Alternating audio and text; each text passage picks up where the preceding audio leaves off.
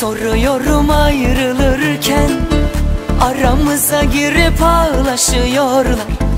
Tanıyamıyorum dostlarımı, bizi çöpe atıp anlaşıyorlar. Kime soruyorum ayrılırken, aramıza girip ağlaşıyorlar. Tanıyamıyorum dostlarımı, bizi çöpe atıp anlaşıyorlar. Seviyorsun her önüne geleni, arıyorsun değerini bileni. Bu zamanda tabiata güvenip işe başlanmaz. Gidiyorsun iki kapı öteye, dönüyorsun bir acemi köleye. Güvenirsen her önüne gelene, yüzün aklanmaz. Sana bir önerim olacak hayatından, mikropları at. Bu canda görür aşkı yok edeni, efendi gibi haddini bileni. Görünce gözüm aşkı hak edeni, öpesim geliyor ya. Zavallı değil haysiyet olanı, içinde yüce şahsiyet olanı. Görünce gözüm aşkla yok olanı, coşasım geliyor ya.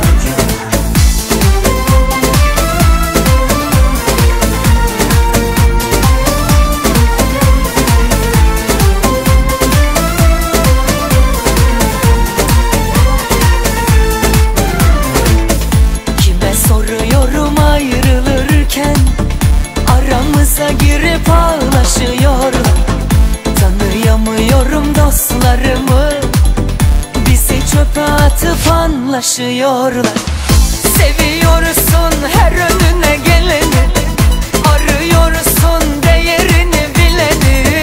Bu zamanda tabiata güvenip işe başlanmaz. Gidiyorsun iki kapı öteye, dönüyorsun bir acemi köleye. Güvenirsen her önüne gelene, yüzün aklanmaz. Sana bir önerim olacak hayatından, mikropları at. Bu canda görür aşkı yok edeni, efendi gibi haddini bileni. Görünce gözüm aşkı hak edeni, öpesim geliyor ya. Zavallı değil haysiyet olanı, içinde yüce şahsiyet olanı. Görünce gözüm aşkla yok olanı, coşasım geliyor ya. Seviyorsun her önüne geleni, arıyorsun değerini bileni. Bu zamanda tabiata güvenip işe başlanmaz. Sana bir önerim olacak hayatından, mikropları at.